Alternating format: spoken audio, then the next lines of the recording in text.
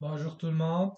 Cette vidéo est consacrée à la présentation de l'évaluation sommative numéro 1 du cours Programmation orientée objet avec le langage C#.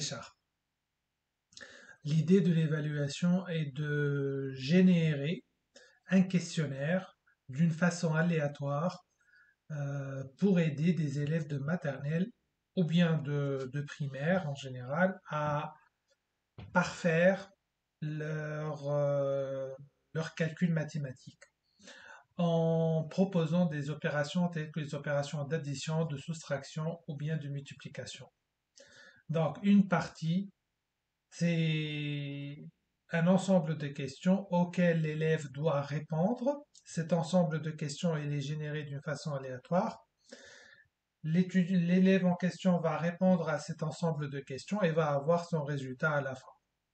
On va l'inviter bien sûr à rejouer ou bien à avoir un récap des parties qu'il a déjà joué. Donc, on va commencer par une petite en-tête. L'en-tête, c'est là jeu d'entraînement sur les opérateurs d'addition, soustraction et multiplication. Le jeu, il est réalisé par, vous mettez votre nom et votre numéro d'inscription. Ensuite, on va commencer. Donc là, on parle de la première partie du jeu, partie numéro 1. Là, on commence par demander à l'élève de choisir quel opérateur il veut utiliser. Donc, il veut s'entraîner sur quel opérateur. Est-ce que c'est l'opérateur d'addition? Donc, on choisit le plus. Est-ce que c'est l'opérateur de soustraction? On choisit le moins. Est-ce que c'est l'opérateur de multiplication? On choisit l'étoile. Ou bien, est-ce que tu veux faire ça sur les trois opérateurs en même temps? Et dans ce cas, on dit mixte la lettre M. Donc, les questions qui vont être générées vont porter sur les trois opérateurs. Bien sûr, tout se fait d'une façon aléatoire. Donc, on va commencer à donner le choix à l'utilisateur de faire le type d'opérateur qu'il veut. Par exemple, on va choisir l'opérateur d'addition, plus. On clique sur Entrée. On lui demande maintenant le nombre de questions qu'il veut avoir dans ce questionnaire de la partie numéro 1. Donc, le nombre de questions, on va répondre à 5 questions. En cliquant sur Entrée, le programme va générer 5 questions, c'est-à-dire un entier, plus un autre entier. Il va le faire 5 fois. Et à chaque fois que l'opération elle est affichée, on demande à l'utilisateur de saisir le résultat. Donc en cliquant sur Entrée, question numéro 1. 3 plus 2, c'est égal à combien? On attend la réponse. Donc 5. On clique sur Entrée. Question numéro 2. 9 plus 3, c'est égal à combien? On choisit la réponse. Par exemple, on va faire une réponse fausse. 10. Question numéro 3. 5 plus 4, on va dire 9. Question numéro 4. 8 plus 9, on va dire 16. Et question numéro 5. 9 plus 2, on va dire 11. Donc, les nombres qui composent l'opération d'addition sont compris entre 1 et 9. Et on fait une opération d'addition en utilisant les deux chiffres ou bien les deux nombres à droite et à gauche. En cliquant sur Entrée à la dernière question, on va avoir le résultat de la partie qui a été jouée. Donc le résultat de notre questionnaire, c'est 3 sur 5. Il a fait 3 bonnes réponses sur 5. Et après, il va m'afficher, voici les réponses qui sont incorrectes. Donc j'ai le 9 plus 3, j'ai mis 10. Ah, mais la bonne réponse, c'était 12. J'ai une 8 plus 9, elle est égale à 16. C'est faux, parce que la bonne réponse, elle était 17. Maintenant, là, on demande à l'utilisateur, au joueur, est-ce qu'il veut continuer une autre partie ou bien non. Donc, s'il répond oui, alors il va continuer une autre partie. S'il répond non, il ne va pas continuer une autre partie. On va lui afficher un récapitulatif des parties qu'il a jouées. Donc, on va dire oui pour jouer une autre partie. Dans cette partie, on va choisir l'opérateur de soustraction, par exemple. Et on va donner le nombre de questions. On va choisir 4 questions cette fois. 4 moins 2, c'est 2. 5 moins 6, je vais dire 1. 4 moins 7, je vais dire moins 3. 4 moins 2, et je vais dire 2. Vous voyez ici, les questions sont générées d'une façon aléatoire. J'ai pas imposé de faire la vérification si la question elle a été déjà posée ou non. Et ensuite, on clique sur Entrée. Bien sûr, comme d'habitude, on va avoir la même chose. On va avoir le nombre de réponses correctes, on va avoir les réponses qui sont fausses, et on va lui dire est-ce que tu veux continuer une autre partie. Je vais dire toujours oui. Et je vais choisir un opérateur mixte cette fois-ci. Mixte, ça veut dire quoi? Je vais avoir des opérations, mais cette fois-ci qui sont mélangées. Je peux avoir des additions, des soustractions et des multiplications. En nombre de questions, je vais mettre 10 questions, je vais avoir 10 questions, et on va commencer. 6 moins 8, donc vous voyez que la question numéro 1, c'est la soustraction, moins 2. Question numéro 2, 2 moins 1, c'est toujours la soustraction. Question numéro 3, toujours la soustraction, donc 6 moins 4, c'est 2. Question numéro 4, c'est la multiplication cette fois-ci. Donc, je vais mettre des réponses qui sont fausses. Question numéro 5, là, c'est l'addition. 3 plus 9, ça fait... On va faire une autre mauvaise réponse. On revient à la multiplication. Encore la multiplication.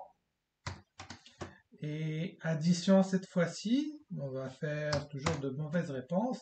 Et question numéro 9, c'est la multiplication. Mauvaise réponse aussi. Et mauvaise réponse pour la dernière question.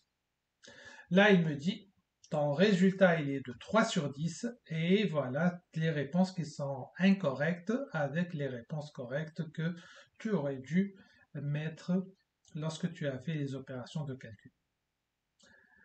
Maintenant, on va dire non, je veux plus jouer d'autres parties, donc je clique sur, j'entre le nom et j'appuie sur Entrée.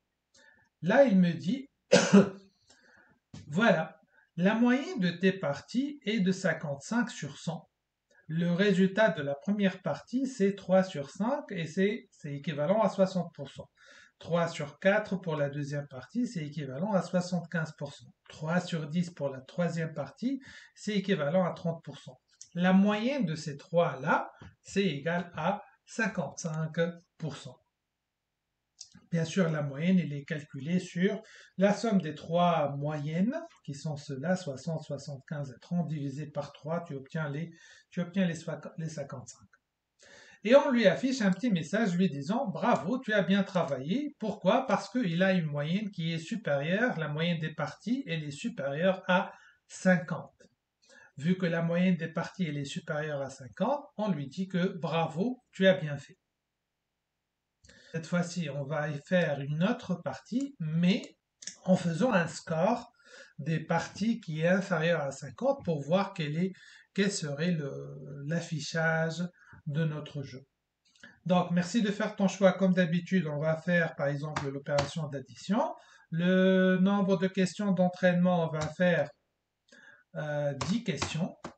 Et 3 plus 2, ça fait 5. 3 plus 8, je vais faire de mauvaises réponses. Comme ça, on aura un score qui est faible.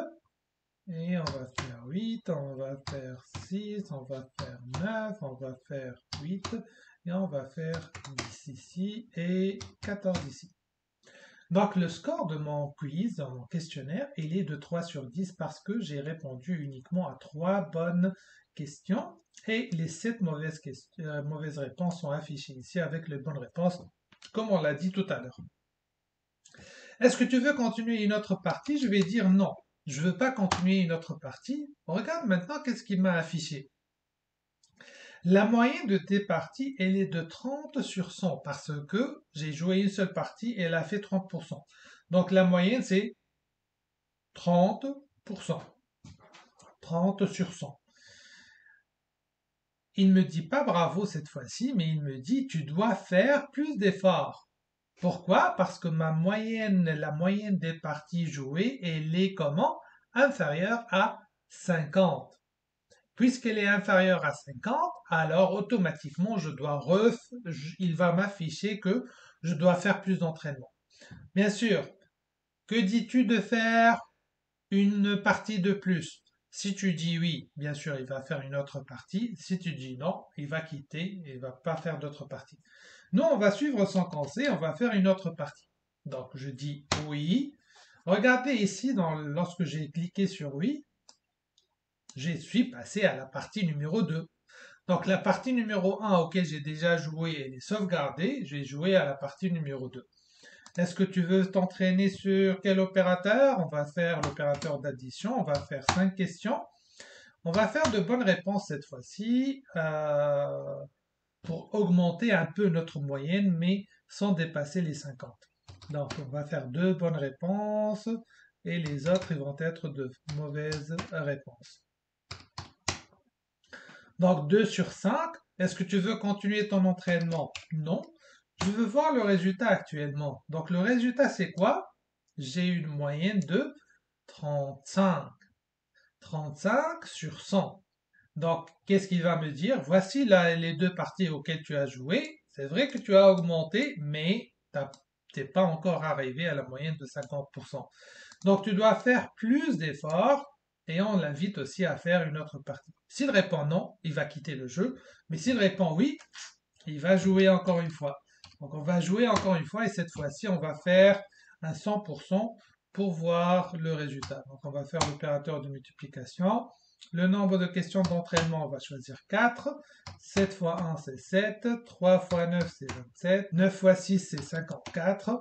9 fois 7, c'est 63.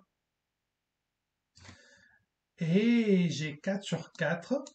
Aucune réponse n'est incorrecte. Toutes mes réponses sont correctes. Est-ce que je veux continuer? Non. Je veux voir mon score. Et là, il me dit quoi? Ton score, il est arrivé à 56%.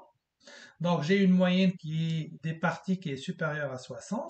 Voici les parties que j'ai jouées. 3. Et le message, comme d'habitude, bravo, tu as bien travaillé.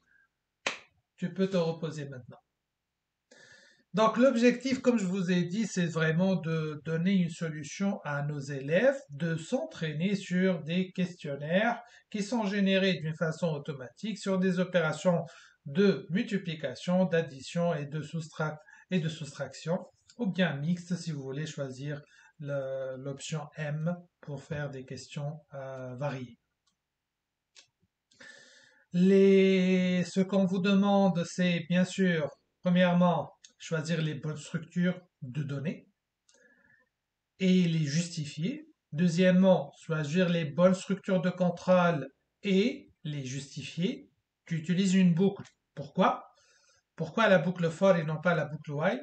Donc tu dois justifier tes choix. Utiliser les fonctions pour simplifier votre travail. Donc utilisez autant que possible les fonctions. Et l'autre chose, n'oubliez pas la documentation. Elle est obligatoire. Il faut documenter votre code de telle façon qu'il soit très très lisible et très très clair pour celui qui va corriger votre travail. Et dernièrement, ajoutez les vérifications. Donc le nombre de questions, c'est un nombre de questions, c'est sous forme d'un entier. Les choix, il a le plus, le moins, la multiplication et la lettre M. Il ne doit pas avoir d'autres choix. Donc essayez au maximum de faire les tests pour qu'il n'y a pas de bug dans votre application que vous allez remettre. Vous avez, comme on l'a dit, vous avez une journée pour réaliser le travail. Donc vous avez le temps. Essayez de faire de votre mieux. Ne cherchez pas de solution sur Internet parce que c'est pas ça l'objectif. L'objectif, c'est de vous faire raisonner sur comment vous allez réaliser ça. Respectez-le au maximum l'affichage qui a été mentionné ici. Et je reste disponible durant toute la journée de 9 heures à 5 heures si vous avez des questions. Et n'oubliez pas de déposer votre travail avant l'heure et la date limite, s'il vous plaît. Bon travail et merci beaucoup d'avoir écouté cette vidéo.